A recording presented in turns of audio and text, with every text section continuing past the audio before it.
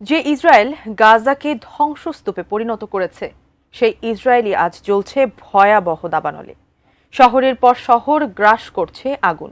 এ যেন প্রকৃতির নীরব প্রতিশোধ। বিস্তারিত আরিফ হাসানের প্রতিবেদনে। 15 মাসেরও বেশি সময় ধরে ফিলিস্তিনের গাজায় চালানো হচ্ছে নৃশংসতম সামরিক আগ্রাসন। বোমারু বিমানের ছায়ায়, ক্ষেপণাস্ত্রের শব্দে দিনরাত কেঁপে উঠছে অঞ্চলটি। ধ্বংসস্তূপে পরিণত হয়েছে পুরো উপত্যকা। প্রতিদিন প্রাণ হারাচ্ছে শত শত নিরীহ মানুষ।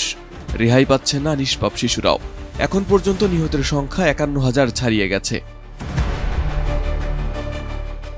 এই ভয়াবহতার বিরুদ্ধে বিশ্বজুড়ে চলছে প্রতিবাদ, প্রার্থনায় রত কোটি কোটি মুসলমান। কিন্তু বাস্তবতায় তারা অসহায়। গোটা দুনিয়া যখন নিস্তব্ধ, তখনই যেন প্রকৃতি নিজেই কিছু করার সিদ্ধান্ত নিল। যেন আকাশের গর্জনে ধ্বনিত হলো, জুলুমের জবাব একদিন ফিরেই আসে। ডিজাইন, এলিগেন্স, বিউটি, সেরা পণ্য সবার জন্য। জেভিকো। ভয়াবহ দাবানলে পুড়ছে ইসরায়েল। তীব্র তাপ এবং প্রবল বাতাসের কারণে দেশটির বেশ কয়েকটি শহরে আগুন ছড়িয়ে পড়েছে। এসব শহরের বাসিন্দাদের ইতোমধ্যে নিরাপদ দূরত্বে সরিয়ে নেওয়া হয়েছে। আগুনের কারণে বন্ধ রয়েছে সড়ক ও রেলপথ। আনাদোলুর প্রতিবেদনে বলা হয়, মধ্য ইসরায়েলের মোসাফ তারুমের কাছে প্রথমে আগুনের সূত্রপাত হয়। তাপমাত্রা বৃদ্ধি এবং তীব্র বাতাসের কারণে তা বিভিন্ন জায়গায় ছড়িয়ে পড়ে। এরপর বেত শেমেশ শহরের বেশ কয়েকটি স্থানে আগুন লাগে। তীব্র বাতাসে আগুন বিভিন্ন শহরে ছড়িয়ে পড়ে। এক পর্যায়ে আগুন আরো ভয়াবহ আকার ধারণ করে নিয়ন্ত্রণের বাইরে চলে যায়।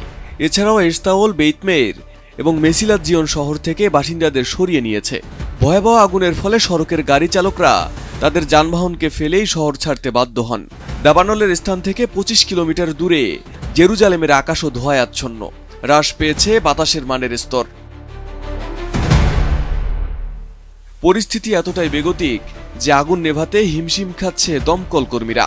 ইতোমধ্যে আগুন নেভাতে গিয়ে 7 জন দমকল কর্মী সহ কমপক্ষে 9 জন আহত হয়েছেন।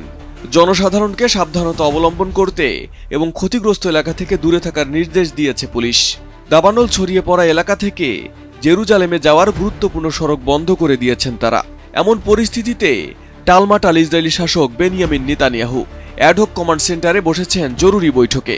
অগ্নিকাণ্ড ঠেকাতে স্থলে ও আকাশে সব শক্তি নিয়োগ করেছেন। কিন্তু প্রকৃতির এই আক্রোশ থামানো কি এত সহজ? এই দাবানল যেন অবচেতন পৃথিবীর নীরব প্রতিশোধ। মনে করিয়ে দিচ্ছে গাজার সে নিষ্পাপ শিশু ও নিরস্ত্র মানুষগুলোর কথা, যারা প্রতিদিন ইসরায়েলি আগ্রাসনের শিকার। প্রকৃতি যেন নিজেই বলছে, অত্যাচার যতই দীর্ঘ হোক, বিচার একদিন হবেই।